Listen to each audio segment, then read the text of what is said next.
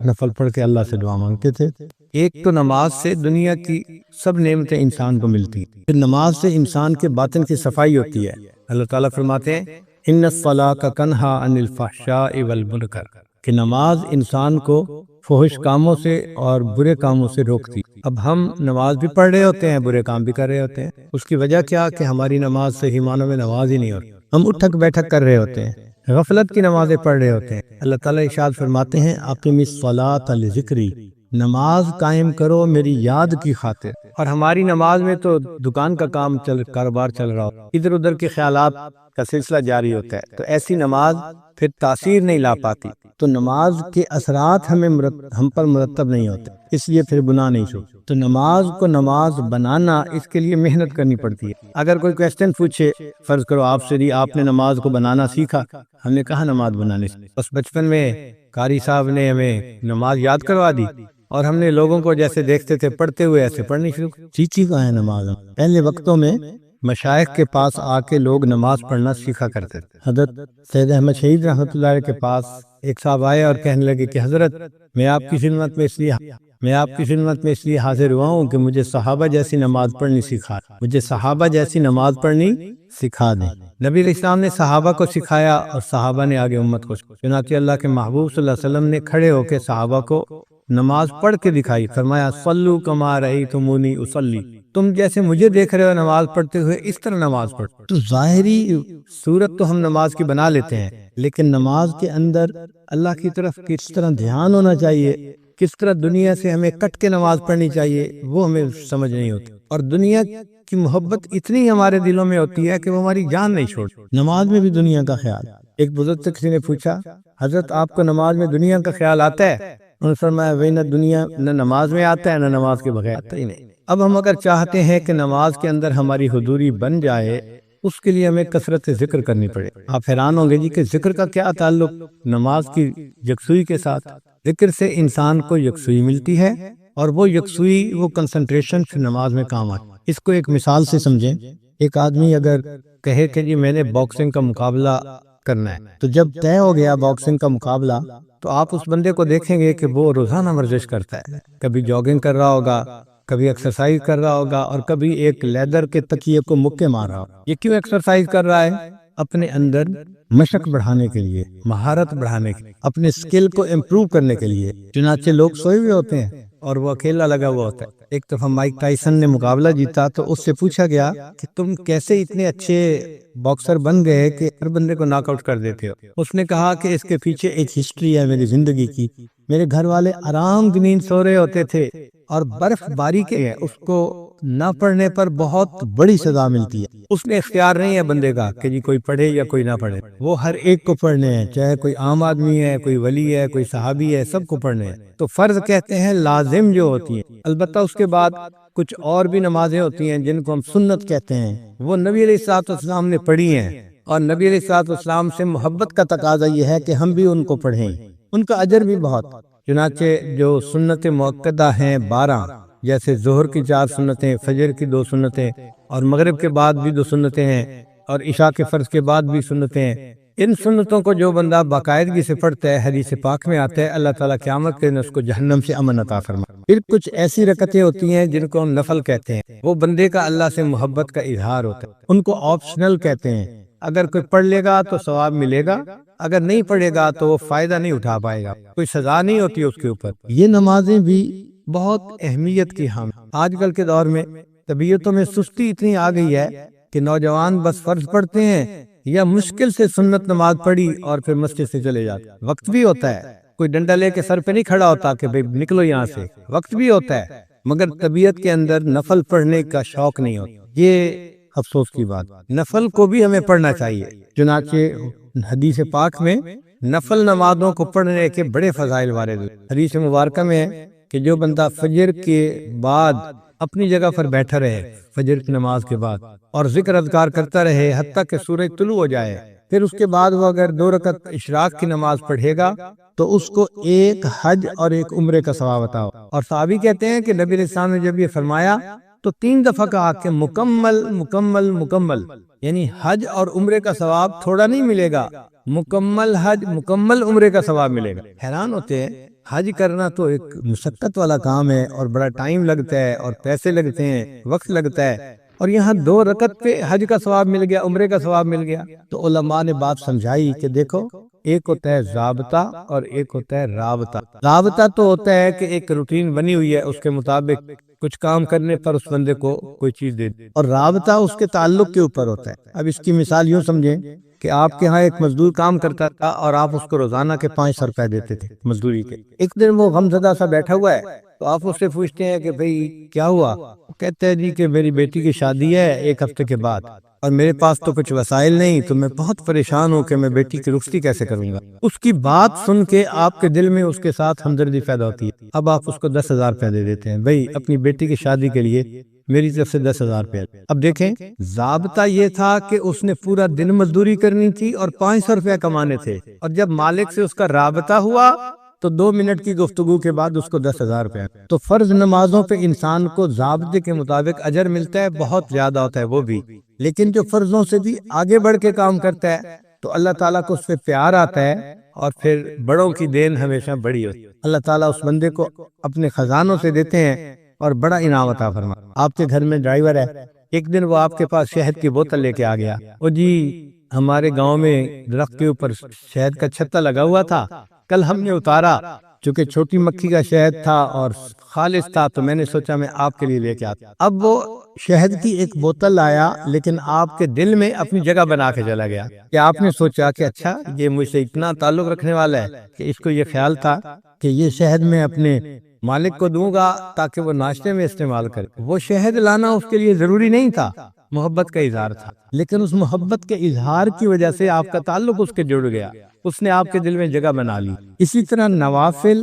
Optional ہوتے ہیں، لیکن جب انسان نوافل ادا کرتا ہے تو اللہ تعالیٰ کے ہاں اس بندے کی جگہ بن جاتی ہے، اللہ تعالیٰ اس بندے سے محبت فرماتا ہے۔ چنانچہ احادیث میں لکھا ہے کہ نوافل کے فضائل میں سے ایک یہ بھی ہے کہ قیامت کے دن اللہ تعالیٰ بندے کی نماز کو چیک کریں گے، دیکھیں گے، اور اگر نماز میں کوئی کمی ہوگی، کوتاہی ہوگی، تو اللہ تعالیٰ فرشتوں کو فرمائیں گے میرے اس بندے کے نام اعمال میں نوافل کو دیکھو، اگر نفل موجود ہیں تو ان کو فرضوں کی جگہ قبول کر لو۔ سبحان اللہ، ہمارے نوافل ہمارے فرضوں کی کمی کو پورا کر دیں گے۔ تو یہ کتنا بڑا اللہ کا فضل ہے اور کرم ہے کہ ان کو ہم باقاعدگی سے اگر پڑھیں تو اللہ تعالیٰ اس کے بدلے ہمارے فرائض کے حساب کو آسان کر دیں گے۔ پھر یہ جو نوافل ہے نا، یہ فرائض کا حصار ہے کہ جو بندہ نوافل وقت پہ ادا کرتا ہے وہ فرائض کو اپنے وقت پہ زیادہ بہتر طریقے سے ادا کر سکے گا، اور اگر نوافل میں سستی کرے گا تو وقت کے ساتھ ساتھ سنن پر عمل کرنے میں سستی کرے گا، اور جو سنن پر سستی کرنے میں عمل کرے گا اللہ تعالیٰ اس کو فرائض سے محروم فرما دیں گے، اور جو فرائض سے محروم ہو گیا وہ انسان بدبخت اور شقی بن۔ تو نوافل حصار ہیں انسان کے فرائض کا، اور ہم دیکھتے بھی ہیں بعض نوجوان بچے باہر ملکوں میں، عرب ملکوں میں خاص طور پر، ان کو صرف نماز کے فرائض پڑھنے کی عادت ہوتی ہے۔ چنانچہ آپ جماعت کے ساتھ نماز پڑھیں جدہ یا کسی اور جگہ پر، تو شروع میں آپ دیکھیں گے کہ 10 بندے ہوں گے امام کے ساتھ تکبیر اولیٰ سے نماز پڑھنے والے، لیکن پھر نوجوان آنے شروع ہو جائیں گے اور 4 رکعت مکمل ہونے تک پوری مسجد نوجوانوں سے بھر جائے گی۔ اتنے نوجوان نماز کے لیے آئے کہ پوری مسجد ہی بھر گئی، لیکن جیسے ہی سلام پھیرا وہ نوجوان اسی وقت اٹھ کے واپس جانا شروع کر دیں گے، اور 1 منٹ کے اندر پھر وہی 10-15 بندے جو نماز پڑھ رہے تھے پہلے وہی رہ جائیں گے، باقی سب مسجد سے چلے جائیں گے۔ تو گویا اب نوجوانوں نے صرف فرضوں کو ہی نماز بنا لیا، سنتوں کا پڑھنے کا شوق نہ رہا، نفل کا ذوق نہ رہا۔ اس میں پھر ہوتا کیا ہے کہ جو صرف فرض پڑھنے والے ہیں پھر کئی دفعہ فرض میں بھی سستی کر جاتے ہیں، آ نہیں پاتے۔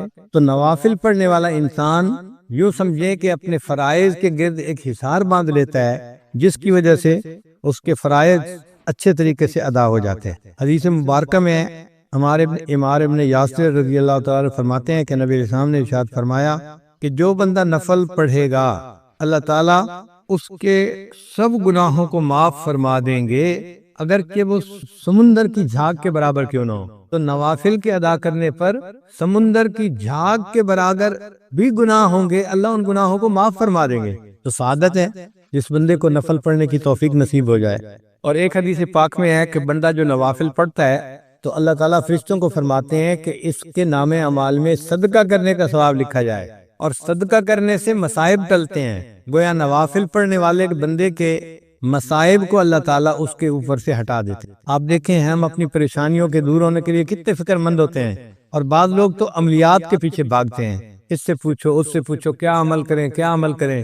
بھائی سب سے بہتر عمل آپ نفل پڑھنا شروع کر دیں، نمازوں کے ساتھ جو نفل ہیں ان نوافل کی برکت سے اللہ آپ کو مصیبتوں سے محفوظ فرما لیں گے۔ حضرت جابر رضی اللہ عنہ روایت کرتے ہیں کہ نبی علیہ السلام نے ارشاد فرمایا کہ جو لوگ دنیا میں نوافل ادا کرنے والے ہوں گے ان نوافل کے بدلے قیامت کے دن ان بندوں کو نور عطا کیا جائے گا۔ قیامت کے دن اندھیرا ہوگا اور ایمان والوں کے سروں کے اوپر نور ہوگا، جیسے ٹارچ ہوتی ہے نا بندے کے ہاتھ میں، اور اس ٹارچ کی روشنی میں وہ قیامت کے دن اندھیرے کا سفر کر رہے ہوں گے۔ اس وقت منافق ان کو کہیں گے کہ ذرا ہماری طرف بھی توجہ کیجیے، ہم آپ کے نور سے فائدہ اٹھا لیں۔ قیل ارجعوا وراءکم فالتمسوا نورا، ان کو کہا جائے گا واپس دنیا میں جاؤ، یہ نور تو دنیا میں ملا کرتا تھا، اب یہاں نہیں ملے گا۔ ہر بندے کو اس کا نور کام آئے گا۔ تو یہ نوافل قیامت کے دن ہمارے لیے نور ہوں گے۔ اب ایک بندے کے ہاتھ میں سیل فون کی روشنی ہے، ایک کے ہاتھ میں بیٹری کی روشنی ہے، اور ایک کے ہاتھ میں بلب کی روشنی ہے، تو بلب والا زیادہ خوش ہوگا کہ میری روشنی میرے لیے بہت کافی بھی ہے اور دوسروں کو بھی فائدہ پہنچا رہی ہے۔ تو جن لوگوں کے ایمان کا نور قیامت کے دن زیادہ ہوگا وہ قیامت کے دن خوش لوگ ہوں گے، خوشی کا اظہار کرنے والے لوگ۔ نبی علیہ السلام نے ارشاد فرمایا کہ جس بندے نے فجر کی نماز پڑھی اور پھر وہ سورج کے طلوع ہونے تک مسجد میں بیٹھا رہا، پھر اس نے فصلی رکعتین 2 رکعتیں نماز ادا کی، اللہ تعالیٰ جہنم کی آگ اس پر حرام فرما دیں گے۔ تو قیامت کے دن کا نور بھی ملے گا ان نوافل کی وجہ سے، اور جہنم کی آگ بھی حرام ہو جائے گی۔ نفل ادا کرنے والے بندے کو اللہ تعالیٰ قیامت کے دن جہنم میں نہیں ڈالیں گے۔ ربیعہ بنت کعب رضی اللہ تعالیٰ نے فرماتے ہیں کہ میں نبی علیہ السلام کے ساتھ تھا تو اللہ کے حبیب صلی اللہ علیہ وسلم نے فرمایا کہ جو بندہ نفل ادا کرنے والا ہوگا اللہ تعالیٰ اس کو قیامت کے دن میری رفاقت عطا فرمائیں گے۔ آپ ذرا سوچئے یہ کتنا بڑا انعام ہے کہ ان نوافل کے ادا کرنے پر اللہ تعالیٰ قیامت کے دن نبی علیہ السلام کی رفاقت ادا فرمائیں۔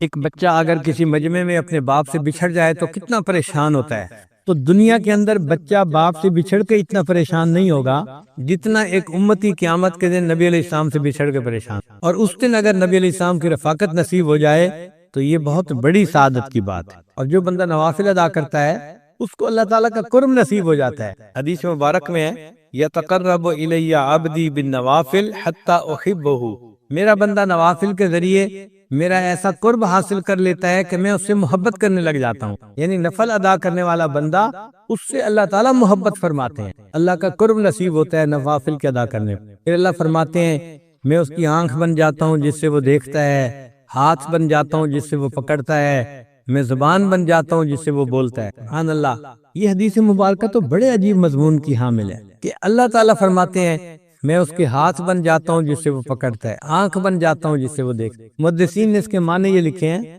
کہ یہ جو جسم کے اعضاء ہیں یہ انسان کے معاون ہوتے ہیں۔ دیکھیں ہم جو کام بھی کرنا چاہتے ہیں تو ہاتھ، پاؤں، آنکھ یہ سب ہمارے معاون ہیں، ان کے ذریعے سے ہی ہم وہ کام کرتے ہیں۔ تو جب اللہ تعالیٰ نے فرمایا کہ میں اس کی آنکھ بن جاتا ہوں، ہاتھ بن جاتا ہوں، اس کا ایک معنی تو یہ ہے کہ اللہ تعالیٰ اس کے کاموں میں اس کے معاون بن جاتے ہیں، اور دوسرا معنی یہ ہے کہ انسان کے اعضاء اس کے محافظ بھی ہوتے ہیں۔ اگر کوئی آدمی آپ کی طرف پتھر پھینکتا ہے فرض کرو تو آپ اپنے ہاتھوں سے اس کو کیچ کر لیتے ہیں، لگنے نہیں دیتے، روک لیتے ہیں۔ آپ کو کسی جگہ خطرہ ہو تو آپ بھاگتے ہیں وہاں سے بچنے کے لیے۔ تو اعضاء بندے کے محافظ بھی ہوتے ہیں۔ تو جب اللہ تعالیٰ بندے کے اعضاء کا ذکر فرما رہے ہیں تو محدثین نے کہا اس کا معنی یہ کہ اللہ تعالیٰ بندے کے محافظ بن جاتے ہیں اور اس بندے کی ہر برائی سے حفاظت فرماتے ہیں۔ علامہ اقبال نے کہا ہاتھ ہے اللہ کا بندہ مومن کا، یعنی وہ ہاتھ تو بندہ مومن کا ہوتا ہے لیکن اعمال ایسے ہوتے ہیں کہ جیسے وہ اللہ کا ہاتھ۔ اللہ تعالیٰ قرآن میں فرماتے ہیں اے میرے حبیب صلی اللہ علیہ وسلم جب آپ نے مٹی پھینکی تھی کافروں کی طرف، وما رمیتا اذ رمیتا ولکن اللہ رما، جب آپ نے وہ ریت پھینکی تھی ان کافروں کی طرف جو ان کی آنکھوں میں جا کے پڑی تھی، وہ آپ نے نہیں پھینکی تھی، وہ تو اللہ تعالیٰ پھینک رہے تھے۔ تو قرب کا ایک ایسا مقام مل جاتا ہے کہ بندے کا عمل ہوتا ہے لیکن اللہ اس عمل کو اپنی طرف منسوخ فرما دیتے ہیں۔ اس لیے شاعر نے کہا گفتئے او گفتئے اللہ بود گرچہ از حلقوم عبد اللہ بود، اگرچہ وہ بندے کے حلق سے آواز بات نکلتی ہے لیکن اس بندے کی بات ایسے ہوتی ہے جیسے اللہ کی بات ہوتی ہے، اللہ ان کی زبان سے نکلی ہوئی بات کو پورا فرما دیتے ہیں۔ اور یہ تو ہم نے بھی اپنی زندگی میں مشاہدہ کیا بعض بزرگوں کی صحبت میں رہ کر کہ ان کے منہ سے بات نکل جاتی تھی، اللہ پوری کر دیتے تھے۔ تو انسان کو قرب الہی کا ایسا مقام مل جاتا ہے ان نوافل کے ادا کرنے پر۔ اور ایک حدیث پاک میں ہے، حضرت عقبہ بن عامر اللہ عنہ اس کی روایت کرتے ہیں کہ جو بندہ دن کے شروع میں چند نوافل ادا کر لیتا ہے اللہ تعالیٰ پورے دن کے کاموں میں اس کی کفالت فرماتے ہیں۔ یہ دیکھیں کتنی بڑی بات ہے کہ پورے دن کے کاموں میں اللہ اس بندے کی کفالت فرماتے ہیں جو دن کے شروع میں نماز پڑھ لیتا ہے، نوافل پڑھ لیتا ہے، اللہ اس کے کفیل بن جاتے ہیں۔ اور اللہ جب کفیل بن جائے تو پھر کاموں میں مشکل نہیں رہتی۔ اور ایک حدیث قدسی ہے، امید ہے آپ اس کو دل کے کانوں سے سنیں گے۔ اللہ تعالیٰ ارشاد فرماتے ہیں، ابن آدم، اے ابن آدم، تفرغ لعبادتی، تو میری عبادت کے لیے اپنے آپ کو فارغ کر لے، املأ صدرک غنن، میں تیرے سینے کو غنا سے بھر دوں گا، واسد فقرک، اور میں تیرے فقر تنگ دستی کے راستے کو بند کر دوں گا، یعنی نہ تجھے تنگ دستی آئے گی اور تیرے سینے میں غنا کو ڈال دوں گا، تو مستغنی ہو جائے گا سب سے، تجھے دوسروں کی حاجت نہیں رہے گی۔ تو دیکھیے نوافل کے ادا کرنے پر دنیا کے فائدے بھی کتنے ہیں انسان کے۔ وَإِلَّا تَفْعَلْ، اور اگر تو ایسا نہیں کرے گا یعنی نوافل نہیں پڑھے گا، مَلَأْتُ يَدَيْكَ شُغْلًا، میں تیرے ہاتھوں کو کاموں میں مصروف کر دوں گا۔ اور واقعی آج ہاتھ کاموں میں ایسے مصروف ہیں، ایک کام ختم نہیں ہوتا دوسرا اوپر سے، دوسرا ختم نہیں ہوتا تیسرا اوپر سے، تیسرا ختم نہیں ہوتا چوتھا اوپر سے، اسائنمنٹس کے بعد اسائنمنٹس۔ تو اللہ نے اس بندے کے ہاتھوں کو کاموں سے مشغول کر دیا۔ وَلَمْ أَسُدَّ فَقْرَكَ، اور میں تیرے فقر کے راستے کو تنگ جو ہے بند بھی نہیں کروں گا۔ چنانچہ کاروبار بھی ہوتا ہے اور پیسے سے ٹائٹ بھی ہوتے ہیں، اس کا قرضہ دینا ہے، اس کا قرضہ دینا ہے، اور جی 5 کنٹینر ادھر پھنس گئے، 2 کنٹینر ادھر پھنس گئے، اب مصیبت میں پڑے ہوئے ہیں اور مانگنے والے تنگ کر رہے ہیں، ہونے کے باوجود یہ بندہ پریشان ہوتا ہے۔ اللہ اس کی تنگ دستی کے راستے کو بند نہیں کرتے۔ تو نوافل پڑھنے کا دیکھو یہ کتنا بڑا اجر ہے کہ اللہ تعالیٰ بندے کو غنا عطا فرما دیتے ہیں دل کا، اور دوسرا فقر کے راستے کو اللہ اس کے لیے بند کر دیتے ہیں۔ ان نوافل میں جو سب سے اہم نوافل ہیں وہ ہیں جو فقہا نے فرض نمازوں میں نوافل کہے ہیں نا، جیسے ظہر کی نماز پڑھی تو آپ نے 4 رکعت سنت پہلے پڑھی، پھر 4 رکعت فرض پڑھے، پھر 2 رکعت سنت پڑھی، پھر اس کے بعد 2 رکعت نفل بھی ہیں۔ تو سب سے پہلا کام یہ کریں کہ نمازوں کو مکمل طور پہ پڑھنا شروع کریں۔ وہ جو فرض نمازوں کے نوافل ہیں ان کو چھوڑے نہیں، ان کو ضرور پڑھیں۔ اسی طرح مغرب کی نماز پڑھی تو 3 فرض پڑھے، 2 رکعت سنت پڑھی، پھر اس کے بعد 2 رکعت نفل بھی ہیں۔ نوجوان وہ نفل چھوڑ دیتے ہیں، وہ نہیں چھوڑنے، ان کو باقاعدگی سے پڑھنا شروع کر دیں۔ اس سے کوئی زیادہ وقت نہیں لگتا، عادت کی بات ہوتی ہے۔ جن کو عادت ہوتی ہے وہ پڑھ لیتے ہیں، جن کو عادت نہیں ہوتی وہ چھوڑ دیتے ہیں۔ اسی طرح عشاء کے بعد آپ نے فرض پڑھے، پھر 2 رکعت سنت پڑھی، پھر اس کے بعد 2 رکعت نفل ہیں، پھر وتر کی نماز ہے اور وتر کے آخر پہ پھر 2 رکعت نفل ہیں۔ تو یہ جو وتر سے پہلے اور بعد میں نوافل ہیں ان کو ضرور پڑھیں۔ جب آپ نے نمازوں کے یہ نوافل پڑھ لیے، یعنی آپ نے نمازوں کو نوافل کے ساتھ ادا کرنا شروع کر دیا، اس کے بعد اگلا قدم ہے کہ آپ نوافل میں سے جو سب سے اعلیٰ نوافل ہیں، تہجد کے نوافل، ان کو بھی پڑھنے کی عادت ڈال۔ تہجد کی نماز پڑھنی کوئی مشکل کام نہیں ہے، انسان کے روٹین کا مسئلہ ہے۔ عبادت کرتے ہیں جن کے پہلو بستروں سے جدا رہتے ہیں رات کے وقت اللہ کی یاد میں، تو ان اللہ کے عاشقوں میں نے بھی اپنا نام ضرور لکھوانا ہے۔ جب آپ اس انداز سے سوچیں گے نا تو پھر تہجد پڑھنی آپ کے لیے مشکل نہیں ہوگی۔ الارم لگا کے رکھیں گے، آنکھ کھل جائے گی، اور کئی مرتبہ تو بغیر الارم کے بھی آنکھ کھل جائے گی۔ تو ایک دل میں حسرت ہو کہ اے اللہ ہر رات آپ کے جو عاشقوں کی فہرست بنتی ہے، کاش کہ میں ہر رات ان میں اپنا نام ضرور درج کروا دوں۔ پھر آدھا گھنٹہ پہلے اٹھ کے تہجد پڑھنی کوئی مشکل کام نظر نہیں آتا۔ اور اس میں اپنے اپنے سوچ کی بات ہے، آپ یہ نہ سوچیں میں تہجد نہیں پڑھتا، معاملہ کچھ اور ہے، مجھے تہجد کی توفیق نہیں دی جاتی، اللہ تعالیٰ نہیں پڑھنے دیتے۔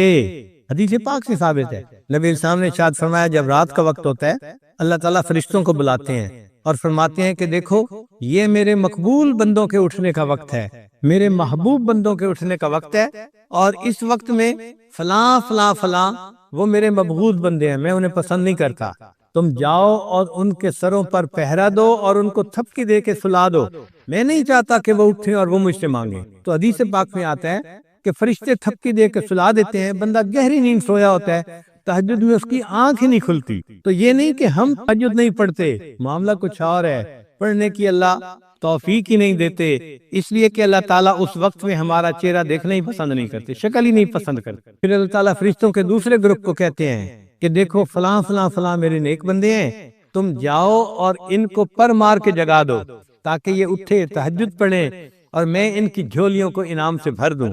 چنانچہ سوئے ہوئے ہوتے ہیں، تھکے ہوئے ہوتے ہیں، اچانک آنکھ کھل جاتی ہے۔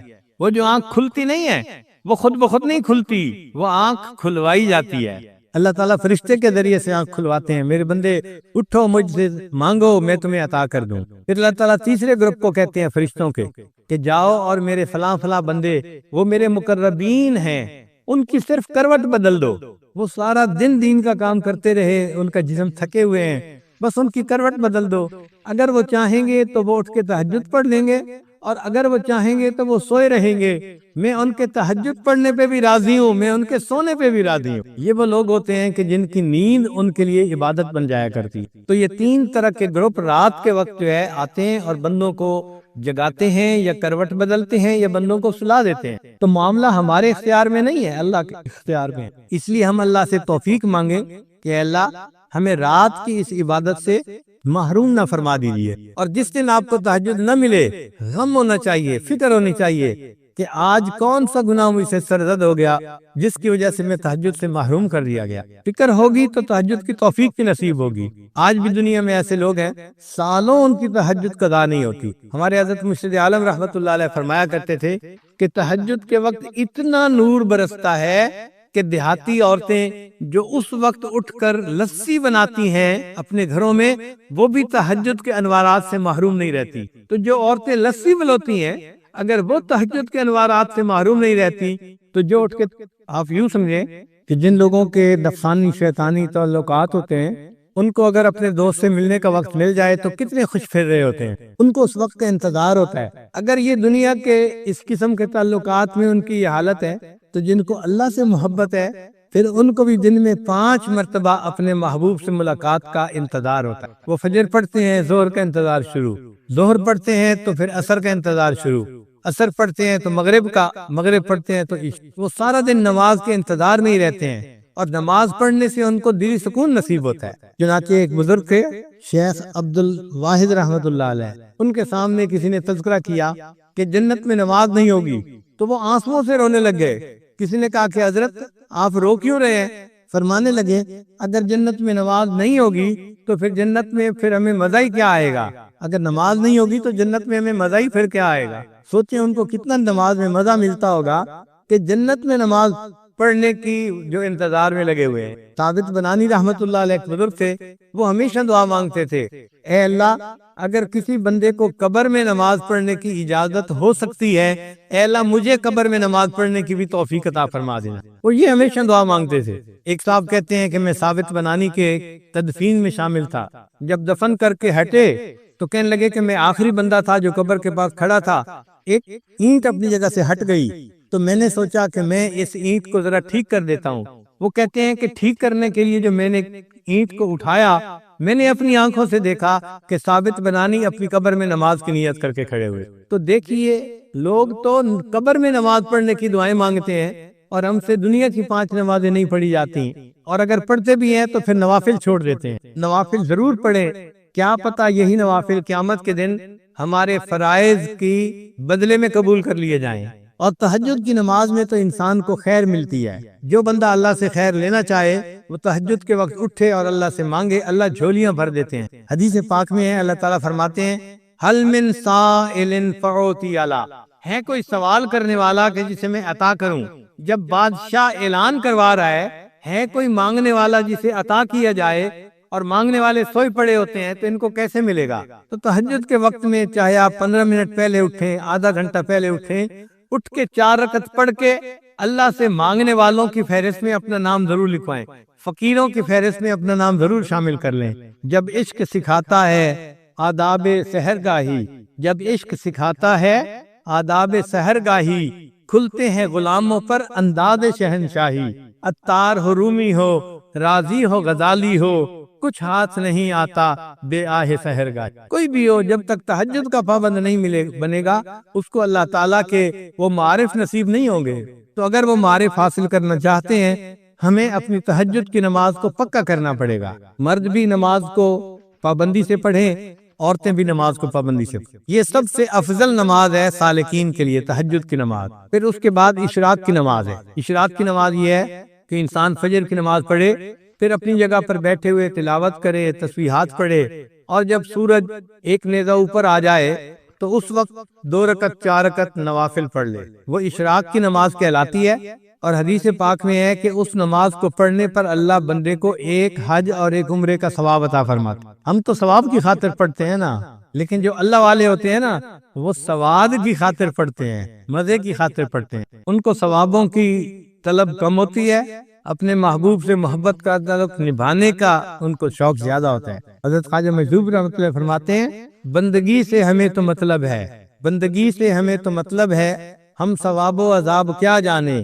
بندگی سے ہمیں تو مطلب ہے، ہم ثواب و عذاب کیا جانے، کس میں کتنا ثواب ملتا ہے، عشق والے حساب کیا ہے۔ عشق والوں کو ان حسابوں کا کیا پتا، وہ تو اللہ کی محبت میں نوافل پڑھ رہے ہوتے ہیں۔ اگر اشراق کے نوافل پڑھنے کی عادت پڑ جائے تو پھر اس کے بعد صلاۃ الضحیٰ، جس کو چاشت کی نماز کہتے ہیں، یہ دن کے 9 بجے جب سورج اتنا اوپر آ جاتا ہے کہ زمین گرم ہوتی ہے، ننگا پاؤں رکھنے سے پاؤں جلنے شروع ہو جاتے ہیں، اس وقت سے یہ ٹائم شروع ہوتا ہے، اور پھر زوال سے 1 گھنٹہ تک یہ رہتا ہے۔ اس کو صلاۃ چاشت کہتے ہیں۔ یہ اگر 2 رکعت بھی پڑھ لیں تو بہت اچھا، ورنہ 12 رکعت تک پڑھ سکتے ہیں۔ اس میں اللہ نے روزے کی برکت رکھی ہوئی ہے، چنانچہ جو بندہ چاشت کی نماز پڑھتا ہے، اللہ تعالیٰ اس کو برکت والی روزی عطا فرما دیتا ہے۔ اب بہت سارے لوگ اپنے دفتروں کی وجہ سے یہ لمبی نماز تو نہیں پڑھ سکتے، مگر کم از کم 2 رکعت تو پڑھنی چاہیے، انٹری تو ہو جانی چاہیے۔ بلکہ فقہا نے تو یہاں تک لکھا ہے کہ اگر یہ بندہ دفتر میں اتنا مصروف ہو جاتا ہے کہ وہاں اس کے لیے نفل پڑھنا ممکن نہیں ہوتا، تو اشراق کے وقت میں 2 رکعت نفل اشراق کی نیت سے پڑھ لے، اور 2 رکعت نفل چاشت کی نیت سے پڑھ لے، اللہ اس کو بھی قبول فرما لیں گے۔ تو اشراق اور چاشت تو اس طرح ہو گئی۔ پھر اس کے بعد تیسری نماز ہے جس کو صلاۃ اوابین کہتے ہیں، وہ مغرب کے بعد 6 رکعت پڑھنی ہوتی ہیں نفل، مغرب اور عشاء کے درمیان میں۔ کوئی مشکل نہیں، اگر انسان ہمت کر لے تو پڑھ سکتا ہے۔ 6 رکعت نفل پڑھنے پہ 5 منٹ لگتے ہیں یا 6 منٹ لگتے ہیں، لیکن اجر پتہ ہے کتنا؟ حدیث پاک میں ہے کہ جو بندہ اوابین کے 6 رکعت نفل پڑھتا ہے، اللہ اس کو 12 سال کی عبادت کا ثواب عطا فرماتا ہے۔ 6 رکعت پڑھنے پر 12 سال کی عبادت کا ثواب ملا تو سوچئے یہ کتنا بڑا انعام ہے۔ جو لوگ حفاظ ہیں وہ تہجد میں قرآن پڑھا کریں، منزل جو ہوتی ہے نفلوں میں۔ اگر تہجد میں اٹھنا مشکل ہے تو پھر دوسرا طریقہ مغرب اور عشاء کے درمیان 2 رکعت 4 رکعت میں اگر ایک پارہ پڑھ لے تو ان کے قرآن پاک کی منزل پکی رہے گی ہمیشہ۔ اور رات کی نماز کو تہجد کی نماز کہتے ہیں۔ تو گویا 5 فرض نمازیں ہوئیں اور 4 نفل نمازیں ہوئیں، اشراق، چاشت، اوابین، تہجد۔ تو جیسے عام لوگ 5 فرض نمازوں کا اہتمام کرتے ہیں، سالکین ہوتے ہیں، ان کو 9 نمازوں کا ایسے اہتمام کرنا چاہیے۔ ان کے لیے یہ 4 نمازیں بھی محبت کی بنا پہ فرض کی مانند ہوتی ہیں نفل نمازیں، لیکن محبت کے میدان میں وہ اس طرح اس کو ادا کرتے ہیں جیسے فرض ہوتا ہے۔ پھر اس کے بعد بھی کچھ نمازیں ہیں۔ انسان جب وضو کرتا ہے تو تحیۃ الوضو 2 رکعت نفل پڑھنے وہ بھی مسنون ہے۔ مسجد میں داخل ہوتا ہے تو 2 رکعت تحیۃ المسجد پڑھنا یہ بھی مسنون ہے۔ تو ان نمازوں کو بھی پڑھنا چاہیے، جب موقع ملے تحیۃ الوضو پڑھیے، تحیۃ المسجد پڑھ لیجئے۔ پھر اگر انسان سے کوئی غلطی ہو گئی تو صلاۃ التوبہ 2 رکعت توبہ کے پڑھنا یہ بھی حدیث سے ثابت ہے۔ پھر اگر اللہ نے کوئی نعمت عطا فرما دی تو 2 رکعت شکرانے کی ادا کرنا یہ بھی حدیث پاک سے ثابت ہے۔ ان نمازوں کو جتنا آپ پڑھ سکتے ہیں اتنا پڑھیں، ان کا اجر ملے گا، اس کے بدلے فرض قبول ہو جائیں گے، اور قیامت کے دن اللہ تعالیٰ بندے کو نبی علیہ السلام کی رفاقت عطا فرمائیں گے اور اونچا مرتبہ عطا فرمائیں۔ اور ایک خاص نکتہ ان نوافل کو پڑھنے کے لیے یہ ہے کہ نوافل کو چھوڑا نہ کریں۔ کیوں؟ ہم نہیں جانتے کس جگہ کا کیا ہوا ہمارا سجدہ ہمارے اللہ کو پسند آ جائے۔ تو یہ سوچا کریں کہ ہو سکتا ہے یہ جو نفل نماز میں پڑھ رہا ہوں، میرا یہ سجدہ میرے مالک کو پسند آ جائے۔ علامہ اقبال نے کہا، واقف ہو اگر لذت بیداری شب سے، واقف ہو اگر لذت بیداری شب سے، اونچی ہے ثریا سے بھی یہ خاک پر اسرار، یعنی یہ خاک کی مٹھی انسان جو ہے یہ ثریا سے بھی اونچا چلا جاتا ہے۔ اللہ تعالی ہمیں بھی بیداری شب کی لذت عطا فرمائے۔ تیری محفل بھی گئی، چاہنے والے بھی گئے، شب کی آہیں بھی گئیں، صبح کے نالے بھی گئے۔ ایک وقت تھا کہ نوجوان رات کے آخری پہر میں اٹھتا تھا، اللہ کی محبت میں آہیں بھرتا تھا اور اللہ کے سامنے اپنی فریاد بیان کرتا تھا۔ آج راتوں کو اٹھنے والے بہت تھوڑے ہو گئے۔ اس کہت الرجال کے دور میں دلوں میں یہ نیتیں کیجئے کہ ہم ان نوافل کو باقاعدگی سے پڑھیں گے اور تہجد کو پابندی کے ساتھ پڑھیں گے اور اللہ کی عبادت کریں گے، اپنے اللہ کو منانے کی کوشش کریں گے۔ اللہ تعالی ہمارے معاملات کو ٹھیک کر دے اور ہمیں اللہ تعالی اپنے مقبول بندوں میں شامل فرمائے۔ وآخر دعوانا ان الحمدللہ رب العالمین۔ چنانچہ ایک آخری واقعہ سنا کر یہ عادت اپنی بات کو سمیٹتا ہے۔ ایک محدث گزرے ہیں امام بقی الدین ابن مخلد رحمۃ اللہ علیہ، ان کا تذکرہ امام ذہبی رحمۃ اللہ علیہ نے سیر اعلام النبلاء اس میں کیا ہے۔ یہ اسپین کے رہنے والے تھے اور ان کی عمر 20 سال تھی۔ اب ذرا غور کیجئے کہ 20 سال کا نوجوان، اس میں تو دنیا کی تمنائیں، خواہشات، شہوتیں اتنی ہوتی ہیں کہ علم کی طلب اس کے اندر بہت کم ہوتی ہے، اور یہ علم کی طلب کے اندر ایسے ڈوبے ہوئے تھے کہ ہر قربانی کے لیے تیار۔ کہتے ہیں میں نے ایک بڑی کشتی کے اوپر سواری کر لی اور مجھے بہت سارا وقت حصہ جو ہے سفر کا وہ سمندر کے ذریعے طے کرنا تھا۔ اللہ کی شان، ہماری کشتی وہ طوفان میں گر گئی، ہائی ٹائیڈ کے اندر گر گئی، اور جب ہائی ٹائیڈ کے اندر کشتی گر جائے تو ایسے لگتا ہے کہ ابھی الٹ جائے گی۔ ہم لوگوں کو بیماری ہو گئی، جو پیٹ میں تھا وہ سب ہم نے کہہ کر دی، طبیعت خراب، کچھ کھانے کو دل نہیں چاہتا، پھر ہمارے پاس پینے کو پانی بھی نہ رہا تو ہم سمندر کا نمکین پانی پیتے تھے، پھر ایک وقت آیا کھانے کو بھی کچھ نہ رہا۔ ہمیں 1.5-2 مہینے وہاں طوفان نے گھیرے رکھا، ہم سفر نہیں کر سکے۔ اب کپڑے بھی میلے، نان نفقہ بھی ختم، اور سمندر کے اندر ہم اپنی موت کے انتظار میں۔ مگر اللہ کی شان کہ اللہ رب العزت نے حفاظت کرنی تھی، طوفان ختم ہوا اور ہمارا سفر شروع ہوا، اور ایک وقت آیا کہ ہماری کشتی کنارے لگی۔ میں نیچے اترا، اپنی گٹری میں نے اپنے کندھے پر اٹھائی، سر پہ اٹھائی، اور میں نے سفر شروع کیا، اس لیے کہ مجھے کئی 100 میل کا سفر پیدل کرنا تھا۔ جانا کہاں تھا؟ بغداد جانا تھا، امام احمد بن حنبل رحمۃ اللہ علیہ سے حدیث پڑھنے کے لیے۔ یہ ان کے دل کی تمنا تھی۔ کہتے ہیں کہ میں دن رات پیدل چلتا رہا، سفر کرتا رہا، حتیٰ کہ جب میں نے بغداد شہر کو دیکھا نا آنکھوں کے سامنے تو میرے جسم نے جواب دے دیا، اتنی تھکن تھی۔ میں ایک درخت کے نیچے گٹھڑی کو رکھ کر لیٹ گیا اور بہت گہری نیند سو گیا۔ جب سو کے اٹھا تو میں نے کہا کہ چلو میں شہر جاتا ہوں، تو میں نے راستے میں ایک بندے کو آتے ہوئے دیکھا۔ میں نے اس بندے کو سلام کر کے پوچھا کہ سناؤ امام احمد بن حنبل کا کیا حال ہے؟ اس نے کہا کیوں پوچھ رہے ہو؟ میں نے کہا میں اتنا دور سے سفر کر کے ان سے علم حاصل کرنے کے لیے آیا ہوں۔ اس بندے نے ٹھنڈی سانس لی، اے نوجوان تمہاری یہ خواہش پوری نہیں ہو سکے۔ کیوں؟ اس نے کہا کہ حاکم وقت امام احمد بن حنبل سے کسی وجہ سے ناراض ہو گیا ہے، اس نے ان کو گھر میں نظر بند کر دیا ہے، نہ کوئی بندہ ان سے مل سکتا ہے نہ وہ کسی بندے سے مل سکتے ہیں، تم تو علم حاصل نہیں کر سکو گے۔ کہتے ہیں کہ یہ خبر بجلی بن کے گری میرے دل پر، مگر میں چلتا رہا، حتیٰ کہ شہر پہنچ کے ایک سرائے کے اندر میں نے کمرہ کرائے پر لے لیا اور میں وہاں رات کو لیٹ گیا۔ اگلے دن اٹھا تو میں نے سوچا اتنا بڑا شہر ہے، آخر کہیں تو حدیث کا درس ہوتا ہوگا۔ تو مجھے پتا چلا کہ عصر کی نماز کے بعد ایک محدث تھے جو استاد المحدثین تھے، یحییٰ ابن معین رحمۃ اللہ علیہ، جو جرح اور تعدیل کے امام کہے جاتے ہیں، وہ حدیث کا درس دیتے تھے۔ میں عصر کے بعد وہاں پہنچ گیا، انہوں نے ایک حدیث مبارکہ پڑھائی، پھر بتایا، پھر اس کے بعد کوسچن آنسر کی نشست شروع ہوئی، تو لوگوں نے ان سے روات کے بارے میں سوال پوچھنے شروع کر دیے، فلاں راوی کے بارے میں آپ کیا کہتے ہیں، فلاں راوی کے بارے میں۔ تو کہنے لگے کہ یحییٰ بن معین رحمۃ اللہ علیہ وہ جواب دینے لگے، تو میں اٹھا اور میں نے اٹھ کر کہا کہ جی آپ ہشام بن عمار کے بارے میں کیا کہتے ہیں؟ ان کا وہ چادر والے؟ میں نے کہا ہاں۔ کہنے لگے اگر ان کی چادر کے نیچے تکبر بھی آ جائے تو بھی ان کی ثقافت میں کوئی فرق نہیں پڑتا، یعنی وہ اتنے ثقہ ہیں، پکے بندے۔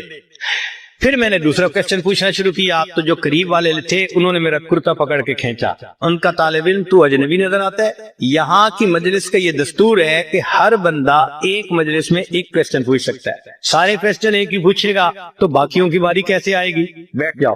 کہنے لگے جب انہوں نے کہا بیٹھ جاؤ تو میں نے، مسکین چہرہ تو تھا ہی صحیح، ان کی منت سماجت شروع کر دی، میں نوارد ہوں، مجھے پتہ نہیں تھا، میں نے اصل کوشچن تو اب پوچھنا تھا، میں یہ کوشچن پہلے پوچھتا۔ لوگوں نے میری فریاد کو دیکھا تو ان کو ترس آ گیا، وہ کہنے لگے اچھا ایک کوشچن اور پوچھ سکتے ہو۔ کہتے ہیں کہ میں نے یحییٰ بن معین رحمۃ اللہ علیہ سے ایک کوشچن اور پوچھتا، اور وہ کوشچن کیا تھا، میں نے پوچھا کہ مجھے امام احمد بن حنبل کے بارے میں آپ بتائیے کہ آپ کیا کہتے ہیں۔ میرے اس سوال کو سن کر یحییٰ بن معین رحمۃ اللہ علیہ نے سر کو جھکا لیا، مجمع پہ سناٹا چھا گیا، پن ڈراپ سائلنس۔ لوگ حیران تھے کہ اس بندے نے ایسا کوشچن پوچھ لیا، اس کو نہیں پتا کہ حاکم وقت کے عتاب میں ہے وہ۔ تھوڑی دیر خاموشی رہی، بالآخر یحییٰ بن معین رحمۃ اللہ نے سر اٹھایا، ٹھنڈی سانس لی اور کہا کہ امام احمد بن حنبل امام المسلمین ہے۔ جب انہوں نے یہ الفاظ کہے کہ احمد بن حنبل امام المسلمین ہے تو میں نے دل میں اور پکا ارادہ کر لیا کہ میں نے ان سے حدیث پڑھنی ہے۔ جب درس ختم ہوا تو میں نے قریب کے ایک آدمی کو کہا کہ مجھے امام احمد بن حنبل کا گھر دکھا دیجئے۔ اس نے کہا بھائی نہیں، پولیس کو پتہ چل گیا تمہیں بھی سزا ملے گی، مجھے بھی ملے گی۔ پھر میں نے اس کو کہا کہ بھائی ایسے کرو کہ مجھے ساتھ لے چلو اور امام احمد بن حنبل رحمۃ اللہ علیہ کے دروازے سے گزرتے ہوئے تم آنکھ کے اشارے سے بتا دینا کہ یہ گھر ہے، پھر میں جانوں میرا کام جانے۔ اس نے کہا چلو اتنا میں کر دیتا ہوں۔ تو اس نے مجھے امام احمد بن حنبل کے گھر کا دروازہ دکھا دیا، میں نے راستہ اچھی طرح یاد کر لیا اور میں لوٹ کے اپنے ہوٹل کے کمرے میں آ گیا۔ اب میں رات بھر سوچتا رہا کہ امام احمد بن حنبل سے میں علم حاصل کیسے کر سکتا ہوں، مجھے چین نہیں آتا تھا، میرا دل سکون میں نہیں تھا، میں کیسے ان سے علم حاصل نہ کروں، مجھے ہر قیمت پہ علم حاصل کرنا ہے۔ کہنے لگے جب صبح اٹھا تو میرے ذہن میں ایک خیال آیا، میں نے کیا کیا، اپنے ایک گھٹنے کو کپڑے سے باندھ لیا، یعنی جیسے کوئی وونڈ ہوتا ہے تو میں نے اس کے اوپر کپڑا باندھ دیا اور ایک لاٹھی پکڑ لی اور ایک کشکول بھی ہاتھ میں لے لیا اور باہر نکل کے میں نے بھیک مانگنی شروع کر دی۔ اس زمانے میں جو سائل بھیک مانگتا تھا وہ چیزیں نہیں مانگتا تھا، صرف ہاتھ پھیلا کر اتنا کہتا تھا اجرکم علی اللہ، اور اجرکم علی اللہ کہنے پر لوگ سمجھ جاتے تھے کہ اس کو ضرورت ہے، کچھ دے دیتے تھے کچھ نہیں دیتے تھے۔ کہنے لگے کہ میں شہر کی گلیوں میں بھیک مانگتا رہا، کچھ لوگ مجھے سوالیہ نظروں سے دیکھتے کہ چہرے سے تو یہ نوجوان نظر آتا ہے، کیوں بھیک مانگ رہا ہے، اور کچھ ترس کھا کے کچھ دے دیتے۔ میرے لیے بھی یہ ایک عجیب ایمبیرسمنٹ والی کنڈیشن تھی کہ میں بھیک مانگ رہا تھا لوگوں سے اور ان کی طرح طرح کی نظریں میں برداشت کر رہا تھا، مگر میں ایسے وقت میں امام احمد بن حنبل رحمۃ اللہ کے دروازے پر گیا کہ جب لوگوں کی چلت پھرت ذرا کم تھی، جیسے دوپہر کے بعد قیلولہ کا وقت ہوتا ہے، لوگ سو جاتے ہیں۔ اس وقت پہنچ کر میں نے بڑے درد سے یہی آواز لگائی، اجرکم علی اللہ، اجرکم علی اللہ۔ میری آواز سن کر امام محمد بن حنبل رحمۃ اللہ علیہ نے بھی سوچا کوئی بڑا ہی محتاج ہے جو میرے دروازے پہ آیا ہے۔ امام صاحب نے دروازہ کھولا، ان کے ہاتھ میں ایک سکہ تھا جو وہ مجھے دینا چاہتے تھے۔ جب وہ سکہ مجھے دینے لگے اس وقت میں نے کہا حضرت میں مال کا فقیر نہیں، میں علم کا طلبگار، میں سنتوں کو جمع کرنے والا ہوں، اتنا لمبا سفر کر کے میں یہاں پہنچا ہوں، مجھے آپ سے علم حاصل کرنا ہے۔ امام صاحب نے کہا میں پڑھا نہیں سکتا، تم میرے گھر آ نہیں سکتے۔ میں نے کہا حضرت میں سارا دن بھیک مانگتا رہوں گا کہ لوگ مجھے بھکاری سمجھیں، مگر اس وقت میں آپ کے دروازے پر آ کر صدا لگاؤں گا، آپ یہی سکہ لے کر دروازہ کھول دینا، اگر کوئی بندہ موجود ہو تو سکہ دے کے چلے جانا، اور اگر بندہ موجود نہ ہو تو کچھ احادیث مجھے سنا دینا۔ امام صاحب اس پہ تیار ہو گئے، کہتے ہیں پورا سال میں بغداد میں بھیک مانگتا تھا، اور پھر ایک وقت میں استاد کے پاس پہنچ کے وہ کبھی چند حدیثیں سنا دیتے اور میں ان کو سنتے ہی یاد کر لیتا تھا۔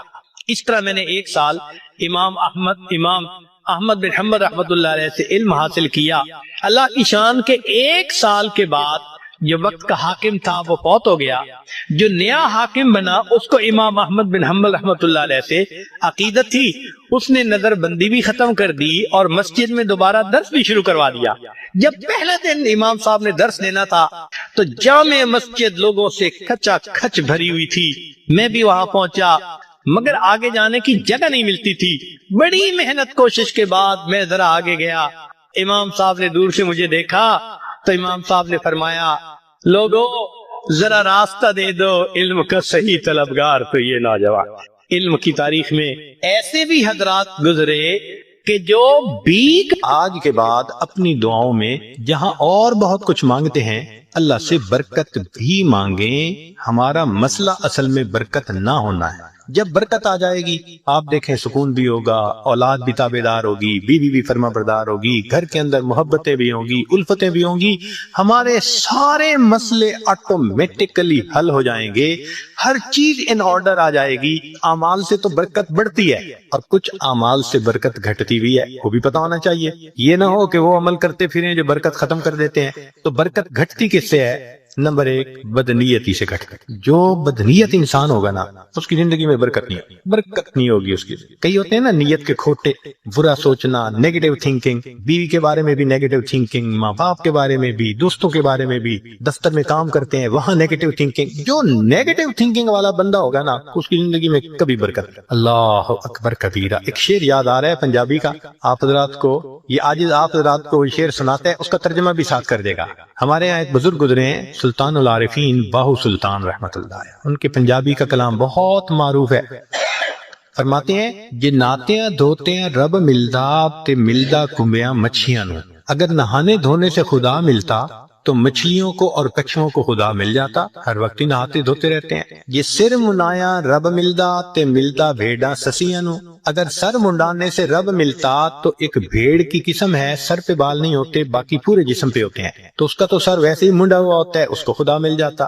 یہ ذکر کیتے ہیں رب ملدا تے ملدا کال کڑیچیاں نو. ایک پرندہ ہوتا ہے کالا سا، وہ شام کو لٹک جاتا ہے کہیں اور ساری رات آواز نکالتا رہتا ہے، تو کہتے ہیں وہ تو ساری رات ذکر کرتا ہے، اس کو خدا مل جاتا. جے جتیاں ستیاں رب ملدا تے ملدا دانداں کھسیاں نو. پاک دامنی سے خدا ملتا تو جو خسی بیل ہوتا ہے وہ تو مادہ کی طرف آنکھ اٹھا کے بھی نہیں دیکھتا، اس کو بھی خدا مل جاتا. تو یہ باتیں کر کے فرماتے ہیں یہ ناتیاں دھوتے ہیں رب ملدا تے ملدا کمبیاں مچھیاں نو. یہ سر منایا رب ملدا تے ملدا بھیڑاں سسیاں نو.